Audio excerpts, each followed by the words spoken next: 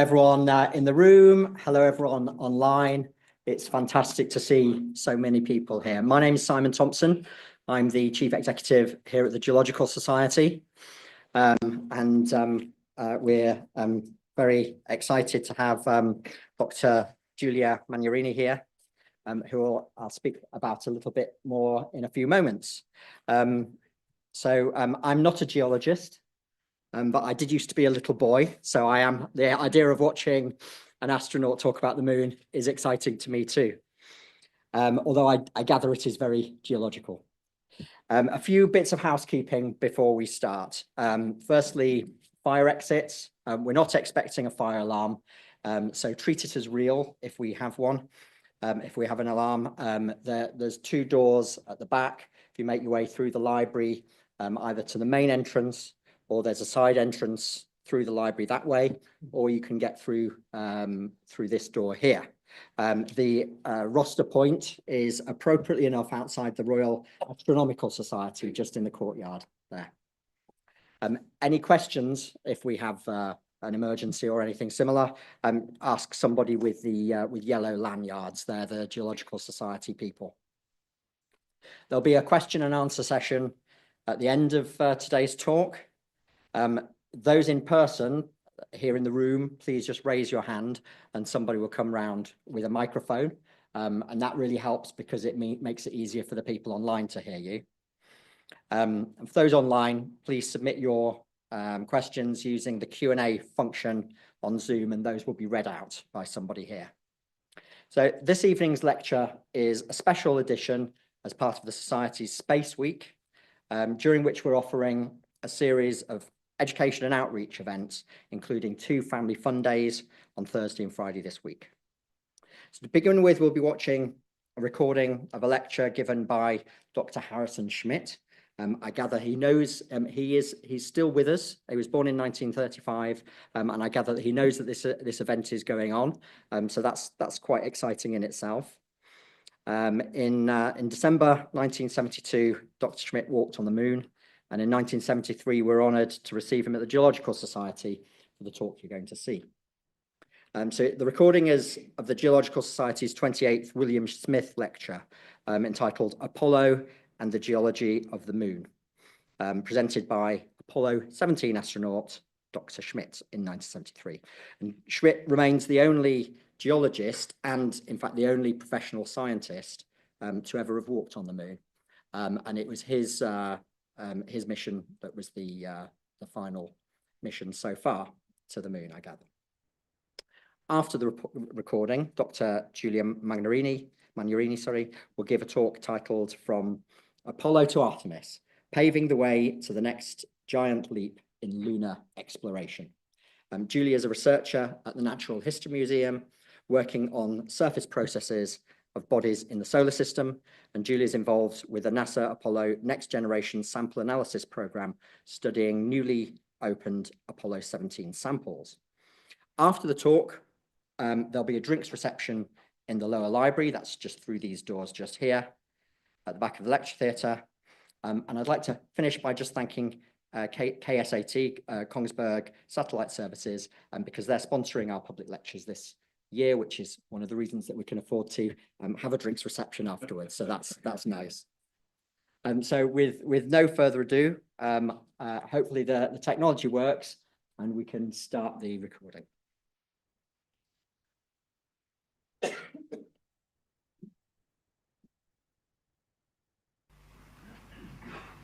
It is my privilege to continue your society's honoring of William Smith, certainly one of the, if not the most outstanding geologist in our history. We did not do very much more than to build on the traditions in geology that he established and the principles by which we have all, in our various ways and countries, learned to study that particular science. As a matter of fact, prior to the mission and the process of naming or designating craters in the Valley of Taurus Littrow, where we conducted our explorations, I picked Smith as one of the people that I personally wished to honor. And there is a crater on the northeast corner of our exploration area that is, in fact, named Smith in his honor. It also was the closest I could get to naming a crater after myself.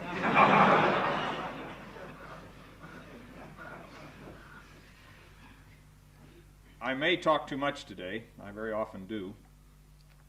But I would like to, on this my first and visit to London and to the Society, give you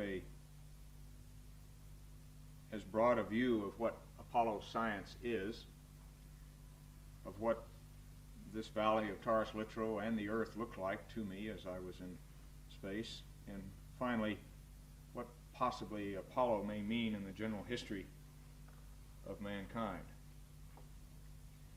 Now, this all may take longer than I anticipate, and I would also like to have an opportunity to break a little bit with your tradition and answer questions if the time allows. Could I have the lights down, and I'll start.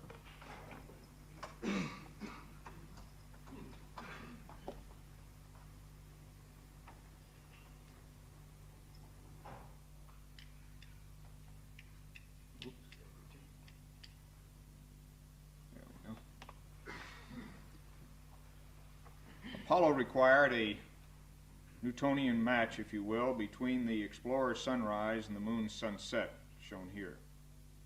Sunset on the far side of the moon was not always so starkly tranquil as it is now. About 4.6 billion years ago, when the moon was approximately its present size, the sun probably set on a glowing, splashing sea of molten rock.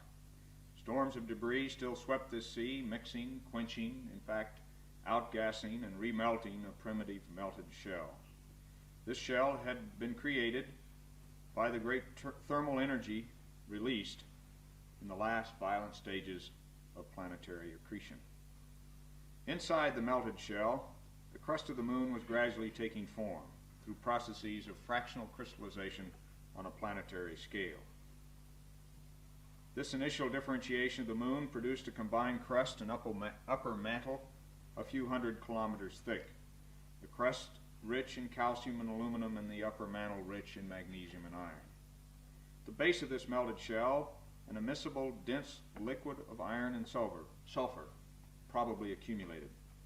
Most of the major chemical differentiation we have observed in the moon may have been established with the fractionation of siderophile and chalcophile elements into this immiscible liquid, combined with the fractionation of major and minor elements extracted by the fractional crystallization of silicate minerals in the melted shell as a whole. In these interpretations, the moon may be a pitted and dusty window into our own planet's past. About 4.4 billion years ago, the surface of the moon's outer crust must have looked not unlike the highland areas we see today, such as these on the far side of the moon. As the debris storms continued their declining ways, this cratered and pulverized outer crust was saturated by craters more than 50 kilometers in diameter. It is now composed largely of pulverized plagioclase feldspar, a silicate mineral, as you know, rich in calcium and aluminum, mixed with possibly 30% of mafic minerals. Now, between 60 and about 200 kilometers beneath this outer crust, our seismic evidence indicates that the upper lunar mantle is probably composed largely of pyroxene and olivine, silicate minerals rich in magnesium and iron. Both the mantle and the crust, however, have been greatly modified by later events and materials. It may be of interest to note at this point that the oldest rock complexes on Earth, that in these oldest rock complexes there are rocks called anorthosites, which are rich in calcium and aluminum, and as are the very old crustal rocks on the moon. The early differentiation of plagioclase-rich crust on Earth may account for at least the initial concentration of elements comprising these previously and still mysterious rocks. Understanding their origin and evolution is not a trivial problem, as most of you are aware, as most of our titanium resources are presently found in such rocks. As the residue of creation was consumed by Earth and Moon alike, the debris storms decreased in frequency, although not without occasional unusually massive reminders of the past. Sometime prior to about 4.1 or 4.2 billion years ago, large basins such as Ingeny here began to form by major impact events at a time when they could not be obliterated by smaller collisions.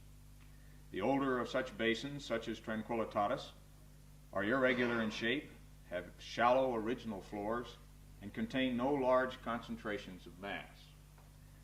The younger basins, such as Serenitatis, are circular in shape, have deep original floors, and contain large concentrations of mass called mascons, typically of NASA.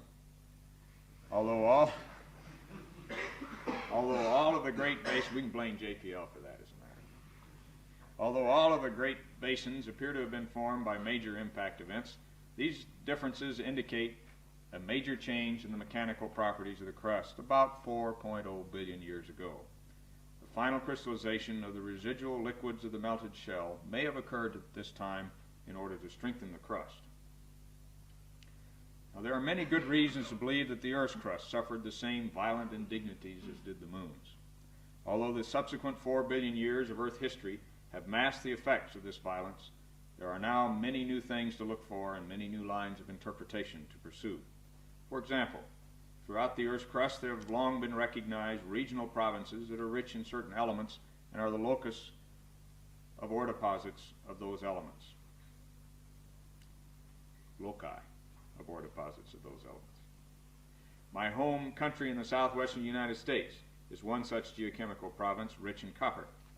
Our present understanding of the origin and structure of these provinces is very weak, even though much time, effort, and money has been spent in endeavoring to understand. Locked in the mechanics of the formation of the very large lunar basins and their penetration into the crust and in the distribution of ejecta around such basins may be the answers to geochemical provinces. Near the conclusion of the period of large basin formation, about 3.9 billion years ago, the Moon's interior, through the accumulation of the heat of radioisotopic decay, gradually reached temperatures by which it could begin to influence the character of the surface regions. First, a core of a liquid solution of sulfur and iron may have accumulated. This may have occurred in part by the gradual gravitational migration towards the Moon's center of the immiscible liquid from the melted shell period I mentioned previously. In this core, a remarkable and still little understood phenomenon apparently occurred. An electric dynamo probably came into existence, began to perpetuate itself, and produced a magnetic dipole field about 1/25 of that presently associated with the Earth. Although the dipole field has disappeared, the magnetic anomalies left in crustal rocks persist to the present. The largest of these anomalies is, appropriately, near the crater Van de Graaff, shown in this slide. The second event generated by the Moon's interior processes was the apparent eruption on the surface of light-colored plains-forming materials. Visual and geochemical studies conducted from lunar orbit indicate that these light-colored materials are composed largely of the pulverized remnants of the ancient crust. Such feldspar-rich materials appear to be eruptive and to have partially filled all of the great basins that then existed, such as the basin Gagarin, shown in this slide. Their eruption may have been driven by the first melting and upward migration of the materials rich in radioactive and gaseous components that would later concentrate in much larger volumes and much purer form to form the Maria. Just after the last of the large basins were created, about 3.9 billion years ago, the final major internally generated episode of evolution on the Moon took place. This chapter of lunar history tells of the flooding of all the great basins on the front side of the Moon by vast, now frozen oceans of dark basalt. Only the very deepest of basins on the far side were affected by the formation of the Maria, such as the basin Tsiolkovsky is shown here. To some degree, however, all portions of the outer crust of the Moon must have been permeated up to a general mare sea level, if you will. This tremendous upwelling and extrusion of molten rock was probably perpetuated by heat from radioisotopic decay, and in this case, portions of the Moon's upper mantle or even deeper intermantle probably melted. The extrusion of Mare basalt may have been very rapid through the intensely and deeply broken outer crust. If this was true, then each basalt-filled basin, such as Tsiolkovsky, may be a single cooling unit and similar in internal structure to our own planet's basaltic and ultramafic stratiform sheets. Variations in the internal composition of the moon or in the depth of melting caused the period of Mare flooding to span the time from 3.8 to about 3.0 billion years ago, one of the younger Mare basins being Tsiolkovsky, again shown in this slide. Such variations in composition or depth of origin also caused profound chemical differences in the basalts that were produced as this time passed. Near the end of several of the periods of Mare flooding, mantles of dark, chemically distinct basaltic pyroclastic debris were deposited over large areas. Then a relative quiet settled forever on the surface of the moon. When the waves and currents on the Mare had finally been arrested, the moon's appearance differed only slightly from that of today. We should now note, I believe, that the oldest rock terrains on Earth also contain vast layered rock sheets, which in aggregate are basaltic or ultramafic in composition. Their resemblance to the lunar Mare may be more than coincidental. Again, as with the anorthosites, this is not a trivial problem because much of the nickel, chromium, and platinum group metal resources of our planet are located within these sheets of rock. Now, about 3 billion years ago, except for faint rumblings and occasional sharp ringings as seismic reminders of the past, the storied moon apparently completed the record of its tail, at least the record exposed to us in the lunar crust. There are some indications, however, of a brief period of later internal activity, possibly a convective overturn of the lunar mantle, but nothing like the continuing activity of Earth and Mars.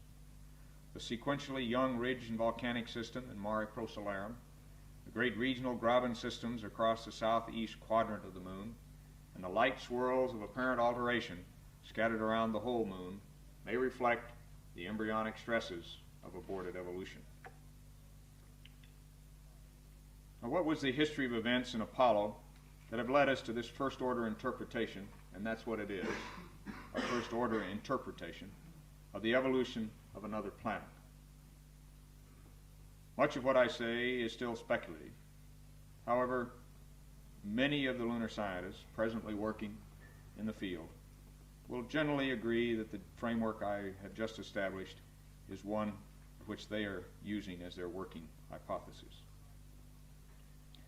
The far horizon of Mare Tranquillitatis, shown in this picture, holds a unique place in the annals of science.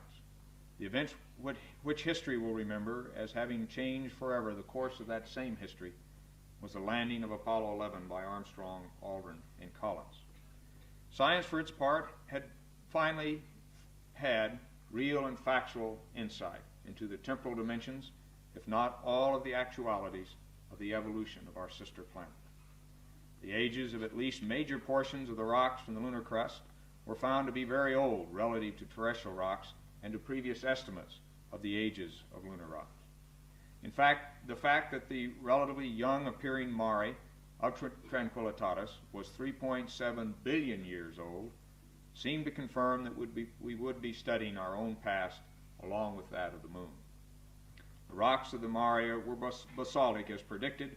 However, they were not only unusually rich in iron and titanium and poor in sodium, but were highly differentiated chemically relative to solar and meteoritic elemental abundances. The basalts also appeared to be locally differentiated through fractional crystallization.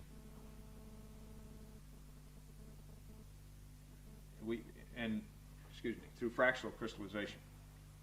The debris sampled in the landing site that was present in the soils seemed to confirm the Surveyor 7 results from some years previously, that the lunar highlands were rich in calcium and aluminum. Possibly most important to science, Apollo 11 confirmed that much of our intellectual experience in geoscience was applicable to our studies of the moon. Conrad, Bean, and Gordon on Apollo 12 landed within a few hundred meters of a previously landed Surveyor 3 automated spacecraft in Mare Cognitum, southwest of the part of Mare Imbrium that I'm showing here. Their mission returned obvious complexity to lunar science after the emotional early simplifications following the results from Apollo 11. The structure of the gardened upper few meters of the lunar surface became a complex history book, not only recording solar and cosmic events, but showing that the relative mobility of volatile elements in high vacuum, such as we had at the lunar surface, would be of great significance in interpreting geochemical measurements. Representatives were uncovered of heretofore unsuspected rocks rich in potassium, rare earth elements, and phosphorus, apparently recording a fractionation event that occurred about 4.5 billion years ago. The range of ages of the Mare basalts was extended downward to about 3.2 billion years from the 3.7 we saw on Apollo 11. And it was found that their major chemical variability extended to relatively low titanium varieties. The surface units of the Mare were also confirmed to be differentiated flows on the order of 40 meters thick. To the east of the Mare Cognitum landing site of Apollo 12 and south of the crater Copernicus shown here, we planned the landing of the Apollo 13 mission. We were anticipating insight into the intensity and timing of the event that formed the Imbrium Basin through the study of its ejecta blanket. Instead, as you may recall, we received new insight into ourselves. The courage of Lovell, Hayes, and Swigert, and the resourcefulness of the controllers of their mission following the explosive destruction of the service module gave one of history's most graphic examples of man's potential in the face of extreme adversity.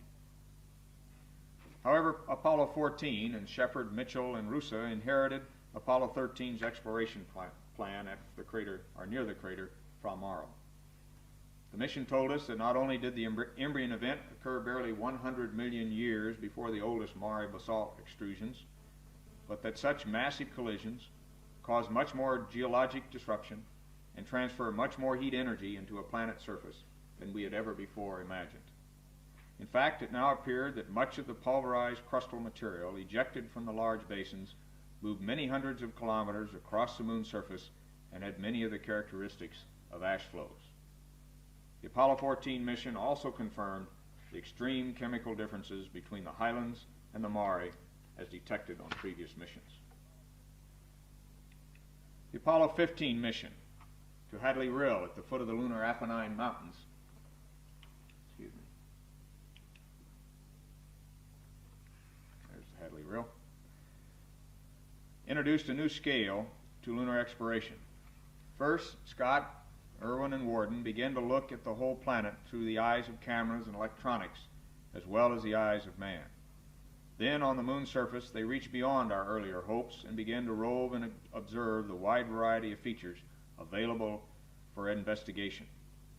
The varied samples and observations from the vicinity of Hadley Rill and the mountain ring of Imbrium propelled our knowledge of lunar time and processes back past the 400 billion year barrier we had seemed to see on previous missions. We began to vaguely see into the first half-billion years of lunar evolution and into the details of the melted shell period. In addition, we expanded our delineation of the complex volcanic processes that created the present Mare surfaces. These processes were now seen to include not only complex lava flows, but possibly processes of volcanic erosion that could create the Mare rills. We also discovered once again how pervasive are the effects of contamination of these surfaces by impact processes. With Apollo 15, we also finally established a geophysical net, particularly a seismic net, by which we could begin to see the inside of this planet. The structure of the planet, as described earlier, had begun to be deciphered. Also, we began to be able to correlate our landing areas around the whole moon by virtue of geochemical X-ray and gamma ray mapping from orbit.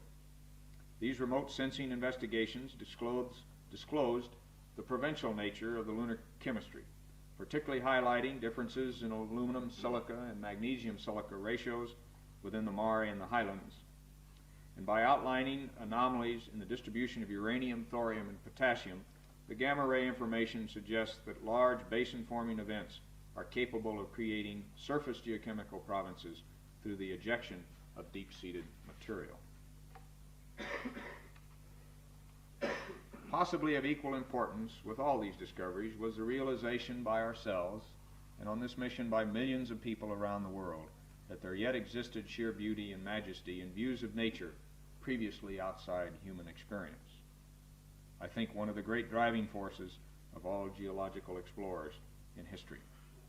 Here we see the sunrise shadows of the Apennines as they retreat across the eastern plains of Imbrium.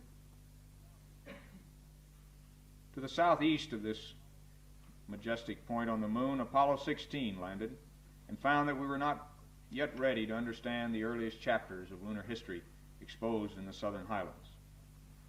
In the samples returned by Young, Duke, and Mattingly from the Descartes area, we seem to see that the major central events of lunar history were compressed in time far more than we had been prepared to guess. There are indications that the formation of the youngest major lunar basins, the eruption of light-colored plains materials, and the earliest extrusions of Mare basalts took place over about 100 million years of time, about 3.9 billion years ago. Also, indications are present at Descartes that the light-colored plains may be the loci of many of the observed regional magnetic anomalies, suggesting that they formed, that is, the plains formed, as single cooling units that were initially above the Curie point. Near the coast of the great frozen sea of Serenitatis, shown here on the horizon, Apollo 17 carried Cernan, Evans, and myself to visit the valley of Taurus Littrow, a dark bay-like indentation into the rim of that sea. The unique visual character and beauty of this valley was, I hope, seen by most of you last December. The unique scientific character of this valley helps to mitigate the sadness that with our visit the Apollo explorations ended. If this end had to be, it would have been hard to find a better locality to synthesize and expand our ideas on the evolution of the moon. At Taurus Littrow, we looked at and sampled around the lunar module that you see in the center of this picture the ancient lunar record ranging back from the extrusion of Mare basalts about 3.8 billion years ago through the formation of the Serenitatis mountain ring and thence back into materials that may reflect the very origins of the lunar crust itself. Also, we have found in our study materials and processes that range forward from the formation of the earliest Mare basalt surfaces through 3.8 billion years of modification of that surface. This modification includes the addition of mantles of chemically distinctive orange and black glasses, which may be the culmination of processes once active within the deep interior of the moon. These glasses surprise us once again.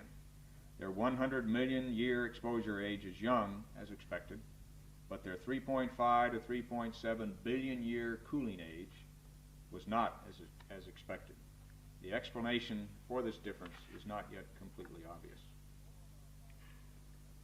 For all of our Apollo missions, we left the moon before the lunar sunrise, shown here, had progressed into the vast regions of the lunar west.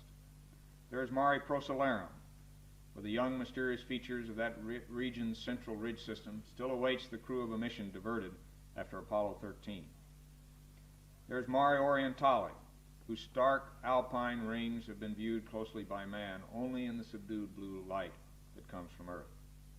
The promise of the story in these regions is not diminished, but seemingly watches for the progression of the sunrises and the landing craft of another generation of explorers.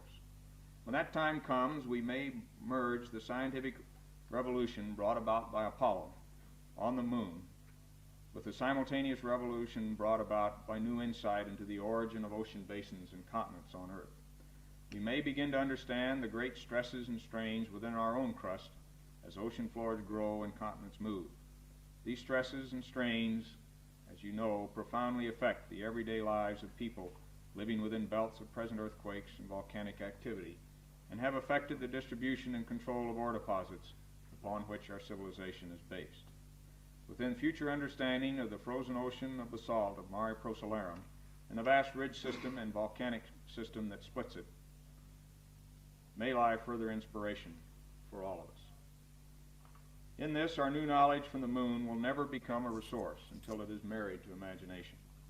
It is thus and only thus that the scientific legacy of Apollo will be realized. The personal legacy of Apollo is what I would like to treat in my next few moments.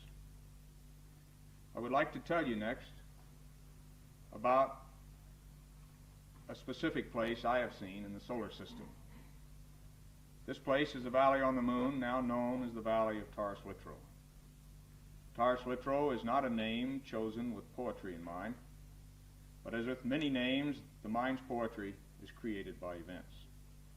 Events surrounding not only 3 days and the lives of 3 men, but also the close of an unparalleled era in human history. The valley, however, has been unchanged by being a name on a distant planet, while change has governed the men who named it. The valley has been less altered by being explored than have been the explorers. The valley has been less affected by all we have done than have been the millions who, for a moment, were aware of its towering walls, its visitors, and then its silence. The Valley of Taurus-Littrow is confined by one of the most majestic panoramas within the view and experience of mankind. The roll of dark hills across the valley floor blends with bright slopes that sweep evenly upwards, tracked like snow, to the rocky tops of the massifs, 2,300 meters above. The valley does not have the jagged, youthful majesty of the Himalayas, or of the Rockies, or of the glacially symmetrical fjords of the North Countries, or even of the now intriguing rifts of Mars.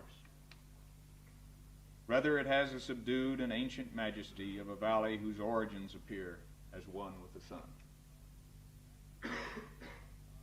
The massif walls of the valley rise to heights that compete well among other valleys of the planets, but they rise and stand with a calmness and unconcern that belies dimensions and speaks silently of continuity in the scheme of evolution. Still, the valley is not truly silent. Its cliffs yet roll massive pages of history down dusty slopes. Its bosom yet warms the valley floor and spreads new chapters of creation in glass and crystal. Its craters yet act as the archives of their sun. The valley has watched the unfolding of thousands of millions of years of time. Now it has dimly and impermanently noted man's homage and footprints. Man's return is not the concern of the valley, only the concern of man. The Apollo explorations we have watched and lived were man's first halting but clearly personal look at his universe. Our unique character among the living species of nature is carried forward in many ways. One outward reflection of this character is that we have had the audacity to try to understand our place in this universe and in its future. We've had the further audacity to try to use that understanding to alter the universe and to more fully understand the Earth, using in large measure the corrected vision from space. Like our childhood's home, we really see the Earth only as we leave it. First, there are the basically familiar, though expanded views of Earth from the now well-traveled orbits. Banded sunrises and sunsets, changing in a few seconds from black to purple to red to yellow to searing daylight, and then back in never-ending progression. Tended oceans and continents with structural patterns wrought by aging over 4.5 billion years of time. Shadowed clouds and snows ever varying in their mysteries and in their beauty. And the warm fields of lights by night and of homes by day, created by men but seen without the boundaries of their minds. But then as we leave what is familiar, the strange new perspective is that of the Earth filling only one window, and gradually not even doing that. The disquieting thought is that it is no longer the Earth of our past. It is only a fragile blue globe in space. There's no apparent purpose in the cyclic wandering of our ship the Earth through its own universal sea.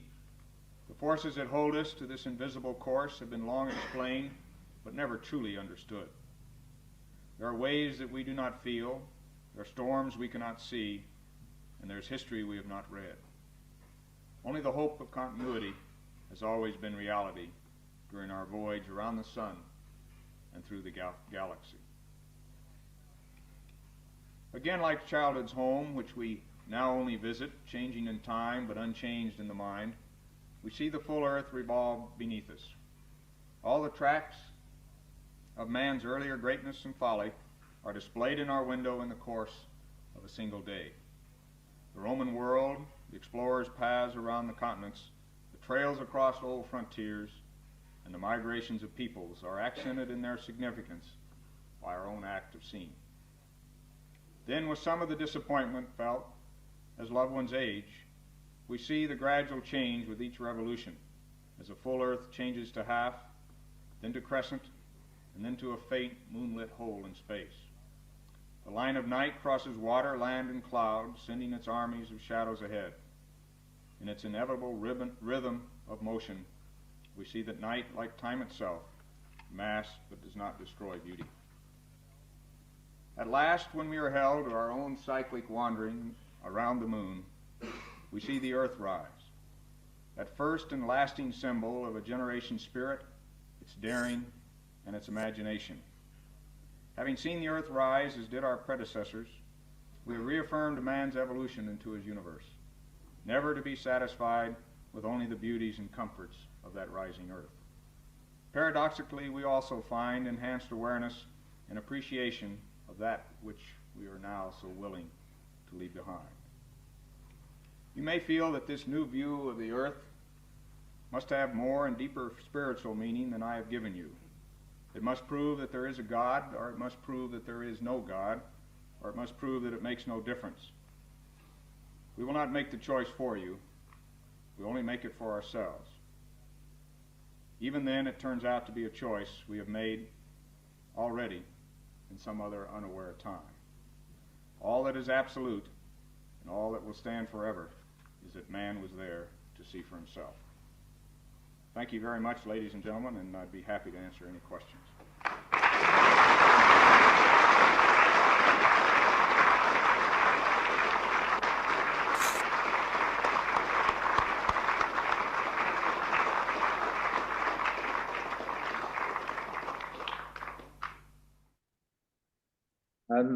Hello, we're going to do questions at the end, but first I'd like to introduce Giulia Magnarini, who's going to take us through the next talk. All right. Okay, great. I have to say, I feel a little bit intimidated. The idea of giving a talk straight after such a detailed geological report by Harrison Schmidt. But it's also quite exciting. It's really exciting to be here and to share and being able to share the interest and passion for the Apollo program and the lunar exploration. So if there was just one single thing that I would like you to remember from tonight, going back home and think, what did I learn from tonight? So the only one thing would be that the legacy of the Apollo program, despite more than 50 years have elapsed since the last Apollo mission to the moon.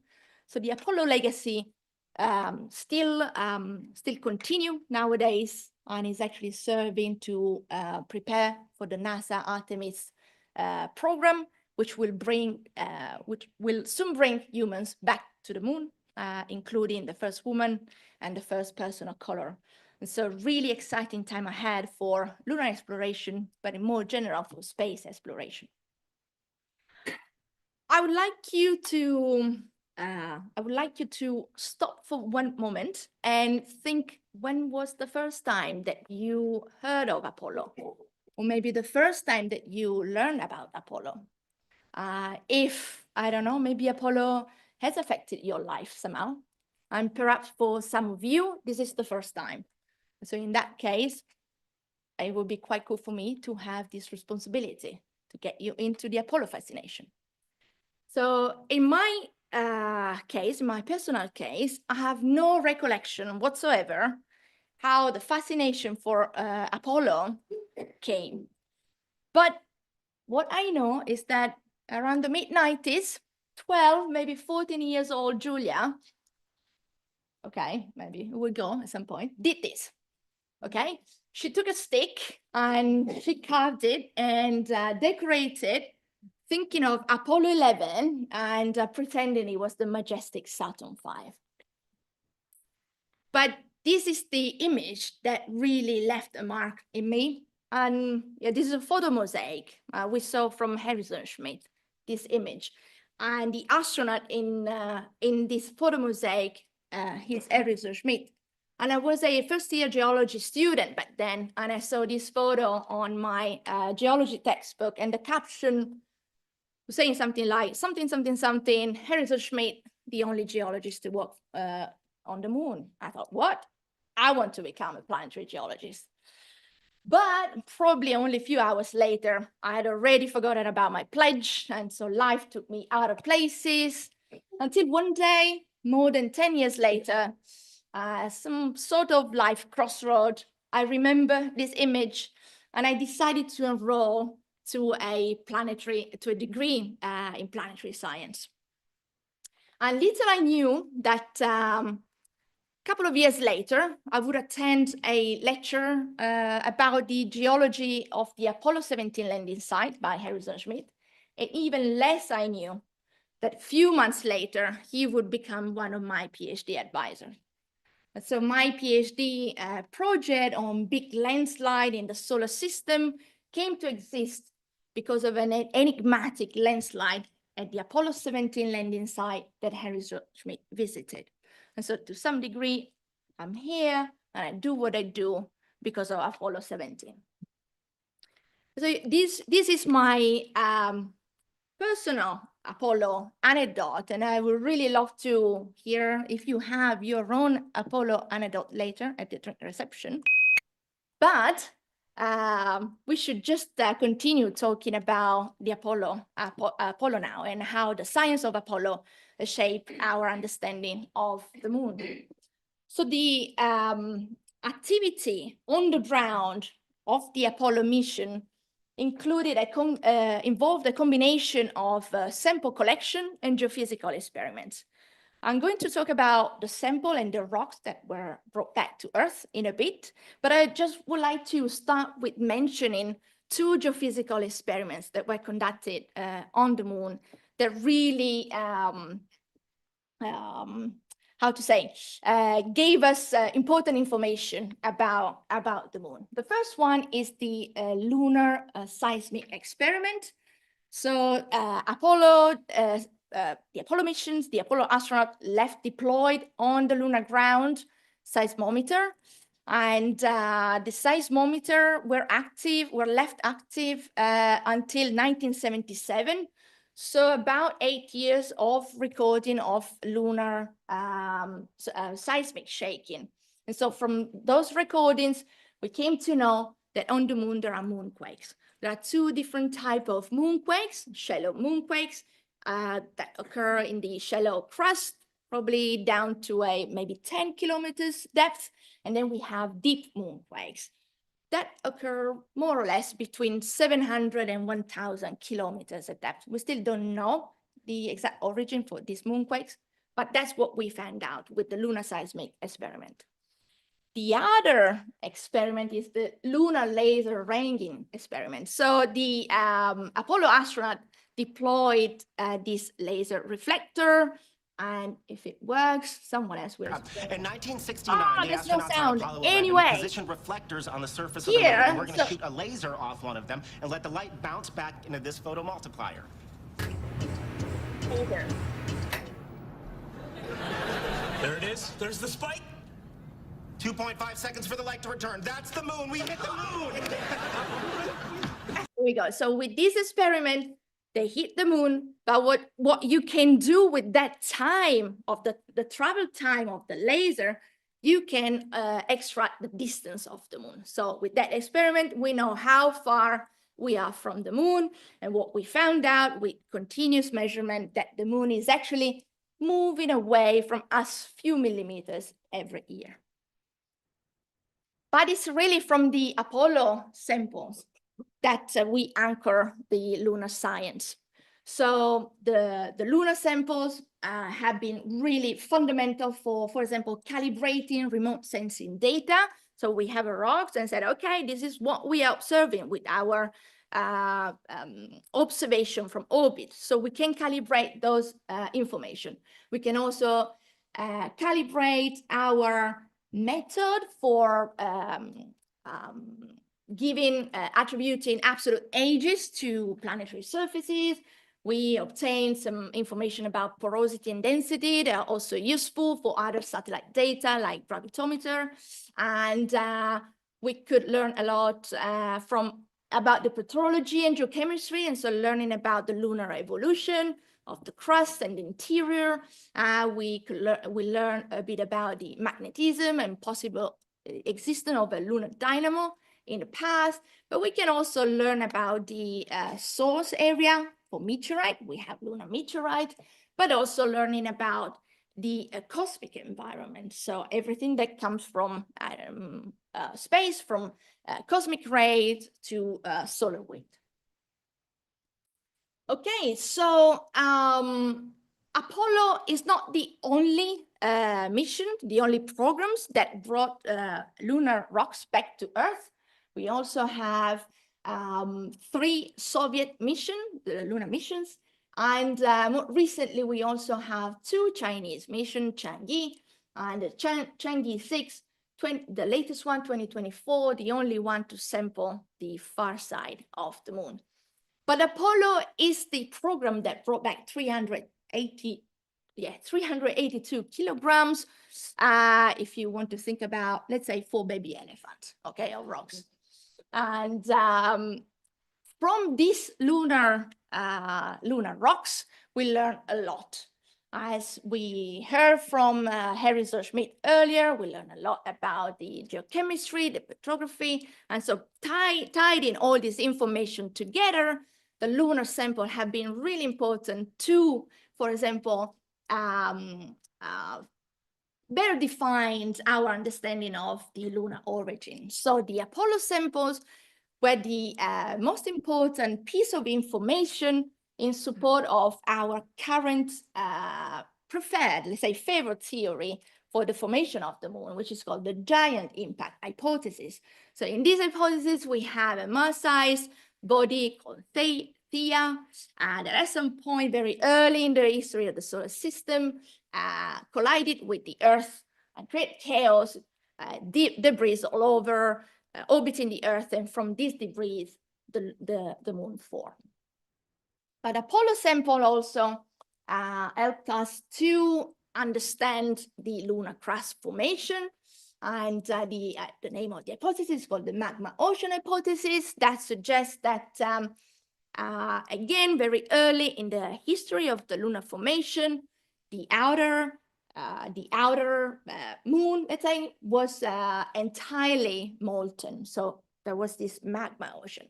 So with the following cooling of this magma ocean, there was crystallization of mineral. They follow really strict rules, what crystallized first. So we have the heaviest mineral, olivine and pyroxene. So we have magnesium and calcium type of mineral, and they will sink into this ocean.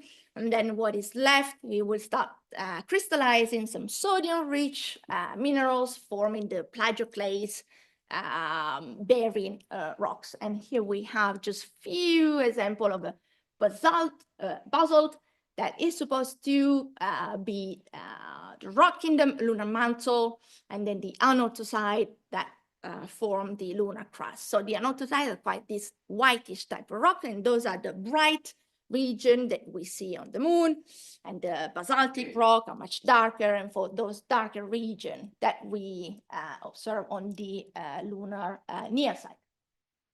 So this is very simplified version of this hypothesis. There's a lot of complexity with the exchange between the crystal and still some of the magma left over, and all this complexity are represented from the Apollo sample.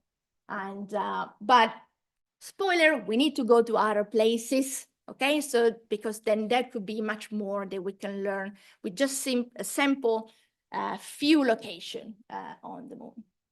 And just to say, this hypothesis, the magma ocean hypothesis, has now been transferred to all the other planets in the inner solar system. And that's what we think how primary crust form for all the other forming planets. And so this is underlying the importance of studying processes on the moon, because the moon still have retained a record of ancient processes that unfortunately are not available anymore on active, geologically active planets like Earth or Mars. And so similarly, the moon is a great place where to study lunar impact processes. So this is a new impact. I think it's about 18 meters in size that, thanks to temporal images, NASA people found out in 2013. And the majority of the Apollo samples are actually rocks that have been formed/modified by impact cratering. So the lunar surface retain the record of impact cratering since the very beginning of its geological history. And on Earth, we don't have, let's say, this, I don't want to say privilege, we're really lucky that we have an atmosphere that is protecting us from space rocks. But this in turn doesn't allow us to really understand this fundamental process across the solar system. And it's not just about the science of understanding this process, but if we are planning on going back to the moon and staying there for long and maybe permanently, we really need to understand this process, the flux, and the danger that could come with that. And again, these are just really nice 3D model made by NASA of some of the breccia samples, which are these rocks created by impact cratering. And so talking about impact cratering, or impact in general, so the lunar surface has been like constantly bombarded for 4.65 billion years by meteorite, macrometeorite, gigantic space rocks forming the large impact basins. And so all this process have formed the lunar regolith, which is the lunar soil. So it's this incredibly fine layer that could arrive up to a couple of meters that completely cover the lunar surface. And that's the Neil Armstrong footprint. And you can see how really fine grained, and that dust was all over the astronaut spacesuit. It was really, really annoying for them to work around that, and even going back to the spacecraft. So the Apollo has provided with really crucial information, again, for also what is coming next. Going back to the moon, how to deal with lunar regolith, and also not just for the instrument safety, but also for astronaut safety. This is a really fine particle, so it's really important that the astronaut will be safe from annihilating these fine particles. And but apart from that, the lunar regolith, as I mentioned, it records it. It can be considered a sort of archive of anything that of the lunar environment, of the cosmic environment on the moon. So recording all these events from impact cratering, but also implantation of solar wind or cosmic rays. So it's really important to understand all these processes. And it's not just, again, for the science, but also for us. Again, we are lucky, we are protected by an atmosphere, but we really need to understand these processes, especially if we want to move to other planets with not an atmosphere that is not as thick as ours. And here is an image of a pit, probably a collapsed lava tube, showing some layering. And this is a layering of lava flow. And in between, we may expect some lunar soil, lunar regolith have formed in between these volcanic or lava flow events. And so we can imagine going back, maybe being able to sample and reconstruct the sort of stratigraphy of this regolith, and then really being able to obtain information about the lunar cosmic environment. And so being able to access this record that again on our planet is not available. And this is the final mention I wanna make about the importance of lunar samples. And we saw this sample place in the Harrison Schmidt presentation, and it's about volcanic glass beads. And there should be a sound. Okay.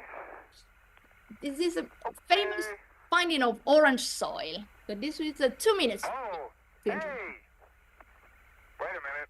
What? Weather reflections. I've been fooled once.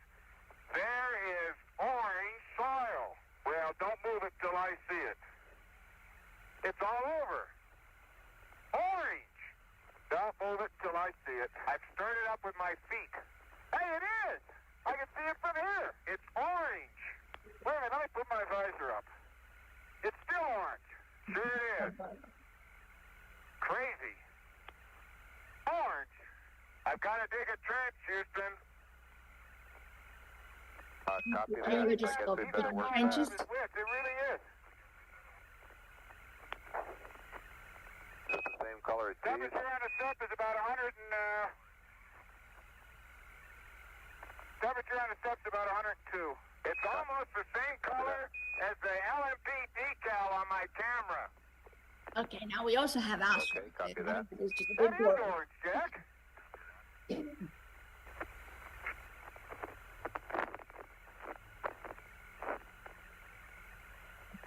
Fantastic, sports fans.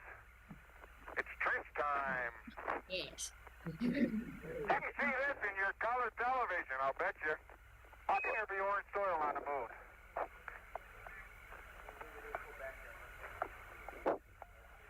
Jack, that is really orange. It's been oxidized. Go around and get the lunar sounder over here. It looks just like an oxidized desert soil. That's exactly right.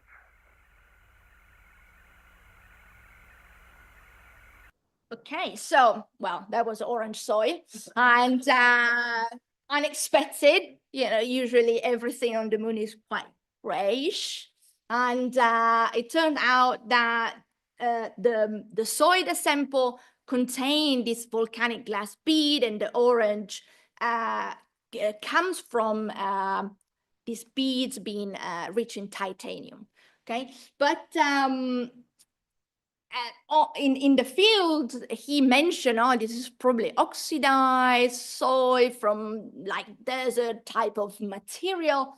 But at the analysis, when they discovered these are glass beads, so these beads form through processes like a fire fountain, okay? And so to have these type of processes, you need gases, volatiles. And this was something, well, in a way unexpected for the back then type of idea we had of the moon, of a place completely dry. So if you don't have, you are not going to have, apart from water, but any type of volatile. So that implied that some gas was present in the mantle, or anyway, being able to generate this type of volcanic processes. But then maybe it's now 15 years, like also many decades after the Apollo, these samples were reanalyzed with more advanced analytical capability. And from those analyses, researchers found that these glass beads contain a lot of water. But again, I'm not talking about liquid water, but molecular water in the form of hydroxide molecules, so the OH molecule. And that was something quite surprising. So again, with our notion of the moon being a dry place, maybe we need to rethink what is actually the water content in the moon. And I mentioned, I just mentioned how revisiting, reanalyzing Apollo sample many decades later with more advanced technologies or instruments are available that can really change our view of some of our previous understanding of the moon. And so in this regard, I really would like to talk to you about two core samples that were collected at the Apollo 17 landing site. and NASA decided to keep closed, waiting for when more advanced technology would be available in the future. And this is within the NASA ANSA, that stands for Apollo Next Generation Sample Analysis Initiative. And okay, so from Harrison Schmitt presentation, we just saw an image. I have a video of the Taurus Littoral Valley, but it was taken from the command module of the Apollo 17. And probably distract you, there was the shadow of the lunar module just ahead. And that's the valley located between those two big impact basins. There was a beep. So yeah, so this is the lunar lander, and talking about legacy, I don't remember when it was launched, but anyway, there's an incredible orbiter. I think maybe it was 2007. The Lunar Reconnaissance Orbiter has been providing incredible high resolution images of the lunar surface. And so this is the image from LRO of the Apollo lander at the Apollo 17 landing site. And you can see how instead on the very right of the image, there's another thing, and that's the lunar rover. And you can also really appreciate the tracks left by the rover. So this is a testimony that we've been there also. So we have a legacy. And again, we saw this image from Harrison Schmitt presentation. That mountain over there is called the South Massif, and that's from where the enigmatic landslide mentioned at the beginning came from. The landslide is called the Light Mantle. This is just to show you the route of the that the Apollo 17 astronaut made over 3 days field work. And so this is the shape of the landslide. It's called the light mantle because it has a higher albedo compared to the surrounding material. It's long 5 kilometers, and that was quite enigmatic for that. So the initial idea on how this formed suggested that in the bottom left of the image instead, you see a quite large crater from which rays depart. And so the idea is that some of these material that were ejected from this impact travel across the lunar ground and hit the back of the mountain, triggering the landslide. Sounds crazy, but it can be possible, okay?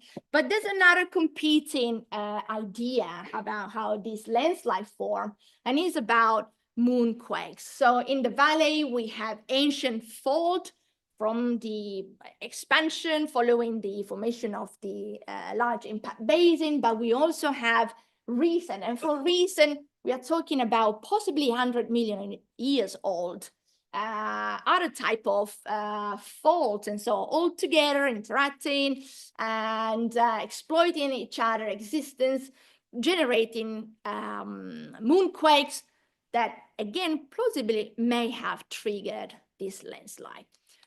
Not sure we will ever find out, but these are the two competing hypotheses. And from the middle, from the center of the light mantle deposit, the location called Station 3, the astronauts extracted 2 core samples. Okay, that's just a schematic representation of these 2 core samples. They use a double drive tube. They sample down to a depth of about 70 centimeters. And those are just the thin section showing, I have another video. Shall we go? Yes.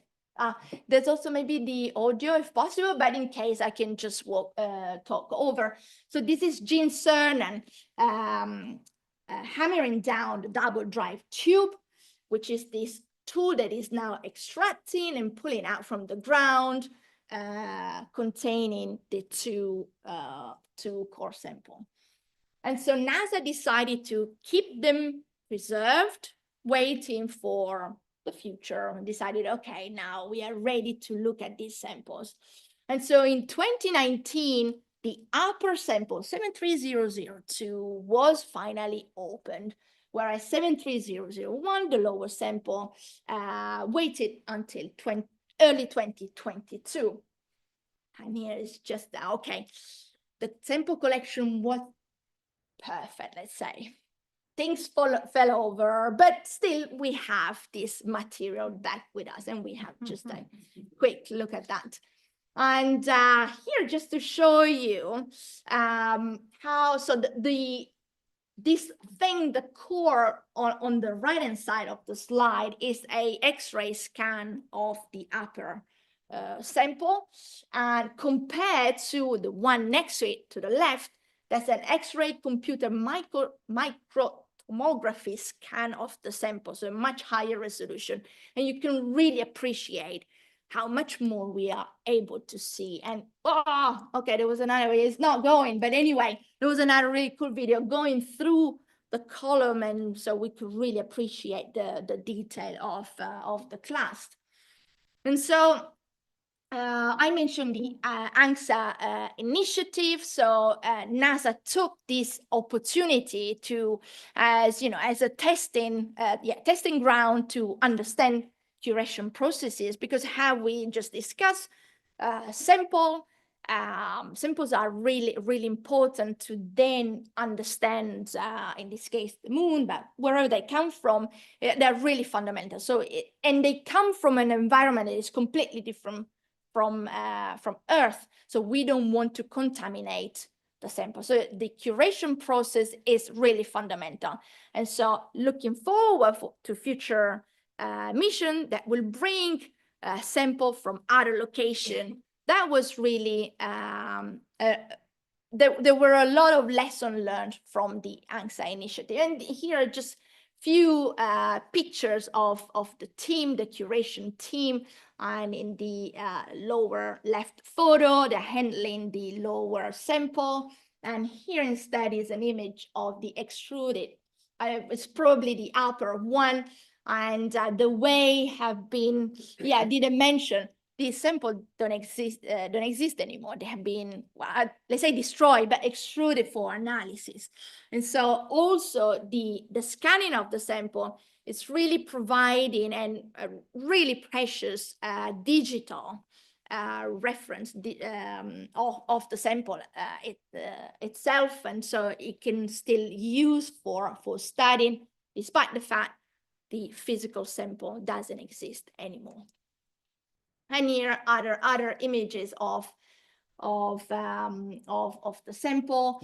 It was not just about curation processes that were learned during this initiative. It was also how to safely extract the sample from their vacuum container, so without contaminating the sample. And so, I'm not sure how much we have left. I'm probably overrunning, so I will try to go quickly. So we have been talking about the past and the present, and so the question is what's next? Where are we going next?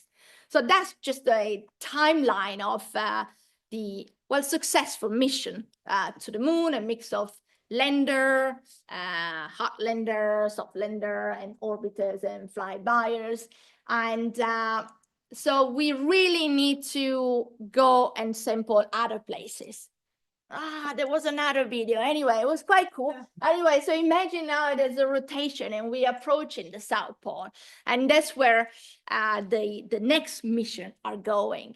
Why we are going there? Because from orbit, we realized that the moon has, let's say, a lot of water. Again, it's not liquid water in terms of molecular water. So again, in terms of, in the form of hydrogen molecule or the H molecule attached to the mineral structure, okay?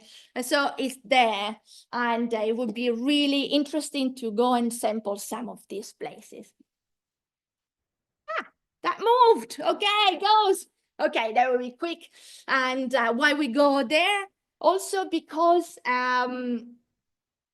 for the let's say, geometry between the poles and the sun, the sun rays, let's say, we have several locations where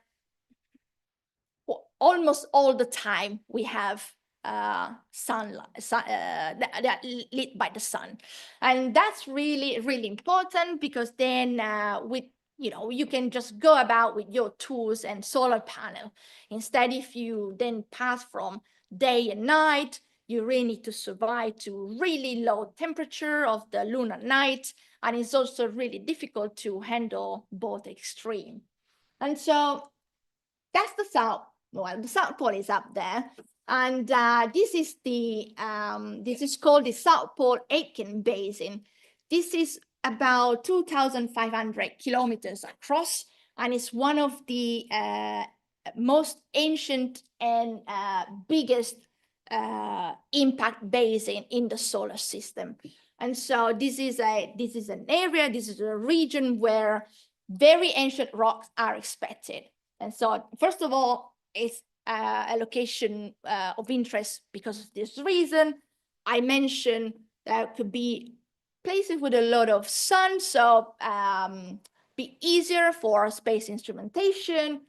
But we also have instead permanently shaded regions. So there are craters where the sun never arrives. So these are called cold traps.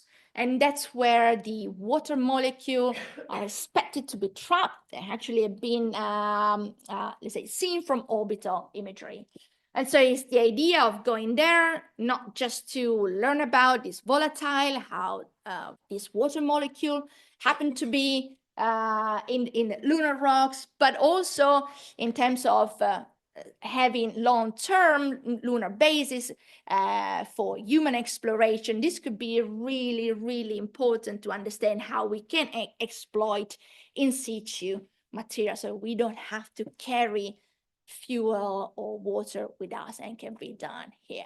And with that, I'm done. Thank you so much for listening.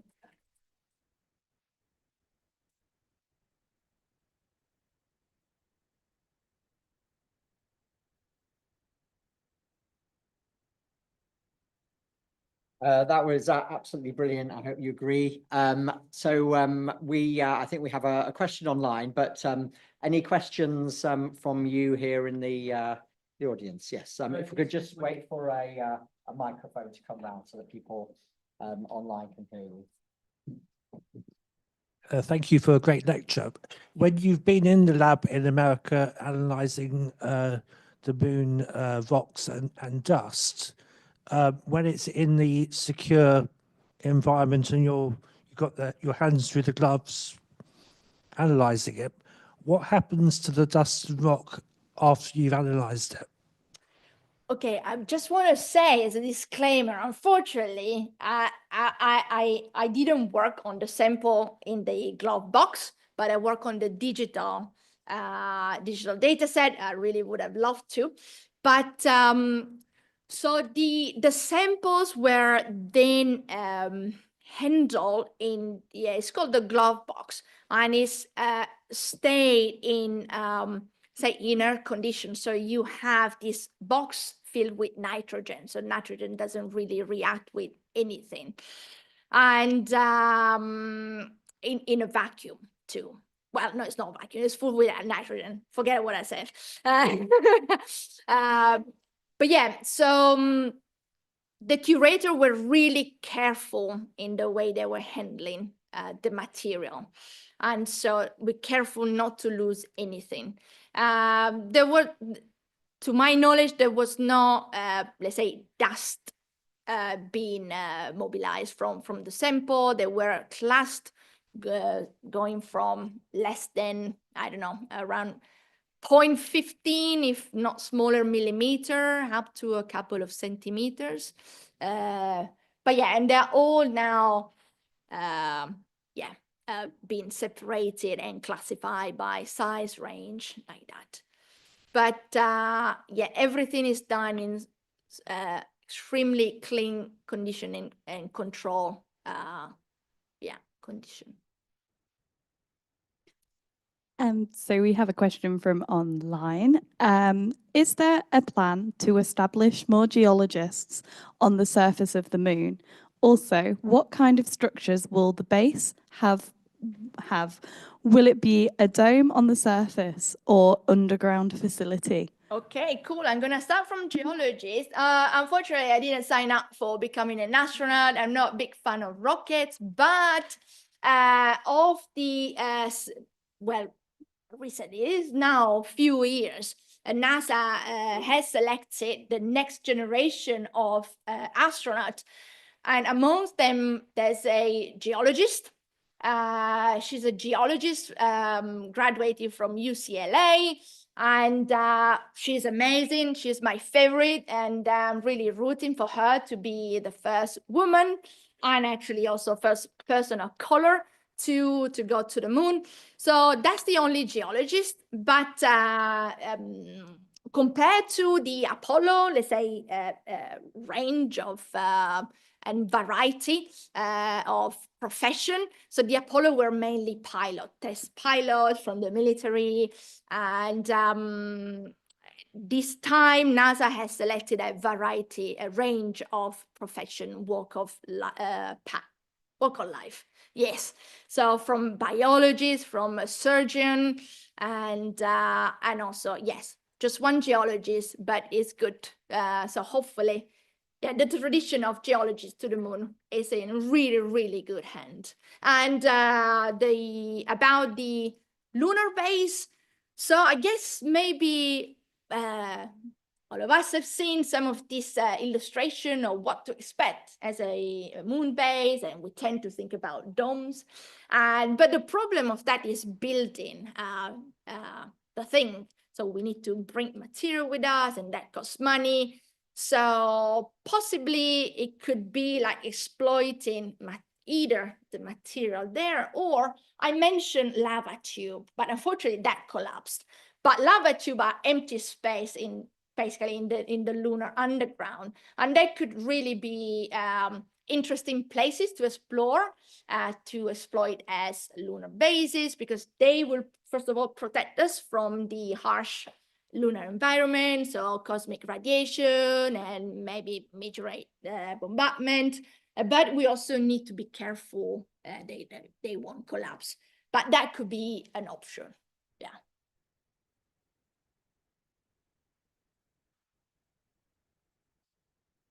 First, thanks for great presentation. I just wonder, now we can say Earth gravity like 6 times than moon gravity. And you can say, and we can see some landslide from there, and Earth like similar, we can say maybe.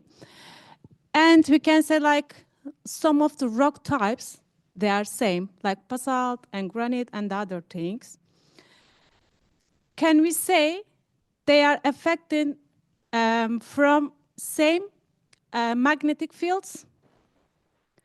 Because already if there is like earthquake and other things, there depends of magnetic fields. Can we say Earth and Moon, both, they affecting similar like cosmetic things? Okay. Again, another disclaimer. I'm not a big expert about magnetism, but my understanding, and if someone knows better, please help me with this. My current understanding is that the moon doesn't have a magnetic field at the moment. That's my understanding. And so if it had, it was in the past. And so I don't know. Well, you know what? It's our neighbor. We are really close together. So in a way, we can expect that what affect the Earth affect the moon too, and vice versa. And so in a way, yes, studying things on the moon that we cannot on our planet because of, it's a we don't have a record of ancient rocks on Earth anymore because of active tectonics, or because we have an atmosphere protecting us, then we need to rely on studying the geology on the moon to understand these processes. And we can, to some extent, draw this parallelism. And so expecting that what happened on the moon happened on Earth as well. I'm not sure if I answer to your questions, but yeah. Yeah, I just like, I try to understand something about the moon and Yes. Earth, because already we have some HO2, like water as well, and we can see some like clay, there is like, Earth one, I think is similar chemical formulas. Yes, yeah. Yeah. Yeah, there would be, the difference would be in, let's say, a geochemical signature, probably. So in some type of isotopes, for example, present in the minerals, and but also maybe in the relative abundance of some element compared to others.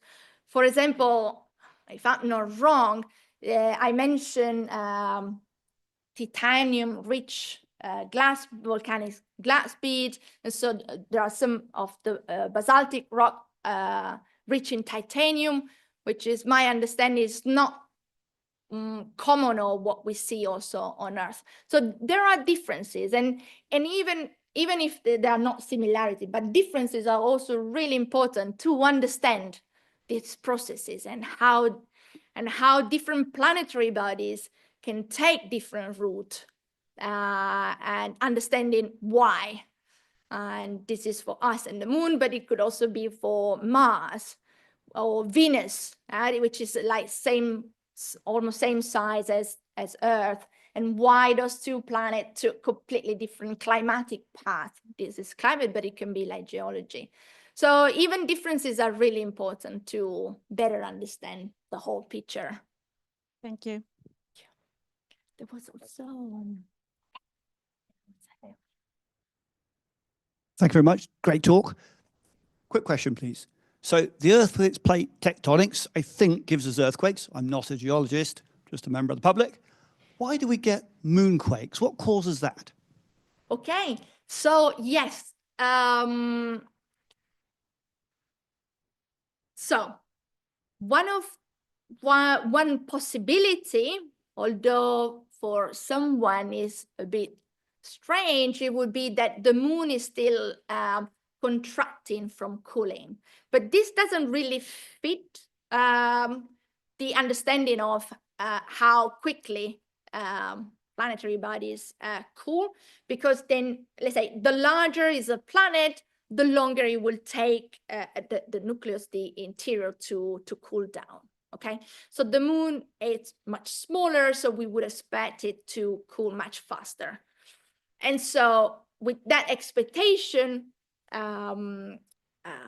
quakes from the contraction of the moon, so fault, shortening the crust, are something that still, like, people say, we are not really sure that was happening unless we don't know some sort heat source present deep in the lunar mantle, maybe from still radioactive decay, and so still providing then heat, and so then as a consequence cooling possibly. But then for sure we have the tidal forces. So it's the tidal interaction with the Earth, so the Earth pulling. And the moon is just, so we see just one face of the moon. So one face is always facing us. And so, I need to use my hand. And so it's this pulling, from this tidal interaction, so gravitational interaction, that for sure is generating some of these tremors. Maybe some of the deepest quakes. And yes, so let's say this would be for quakes associated with fault. Then we have quakes that comes from impact cratering. So bang, a big bang, shaking things. So and that could be also a reason for generating boulder falls or landslides. So we don't necessarily need, let's say, seismic activity. But yeah, that's yeah, two options at least on the table. Yeah. I think we have a question at the front and then maybe one more question after that. Great talk. Thank you very much.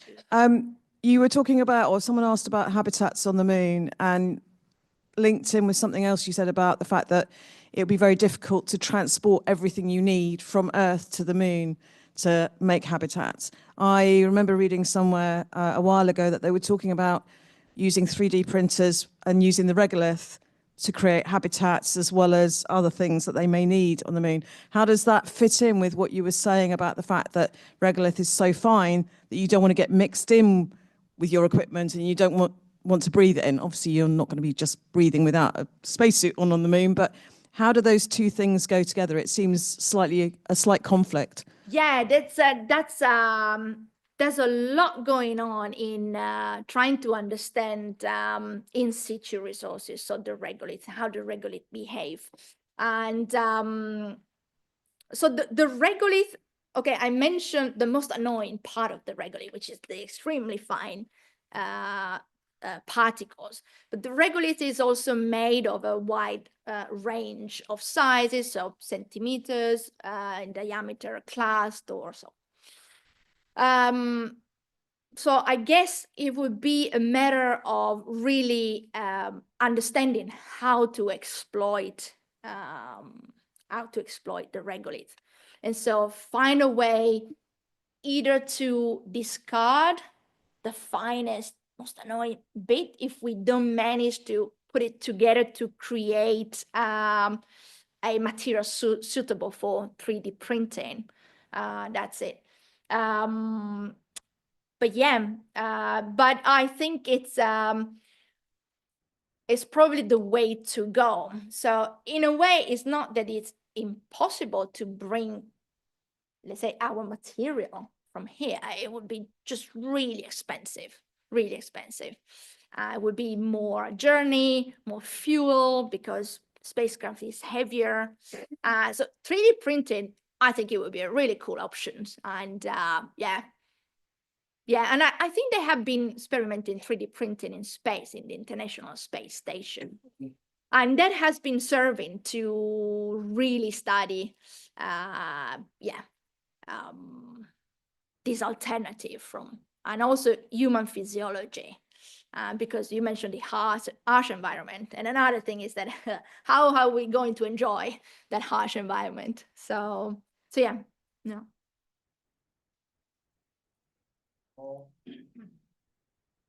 Right. Thank you. Thank you ever so much. Thank you so much. Thank you so much.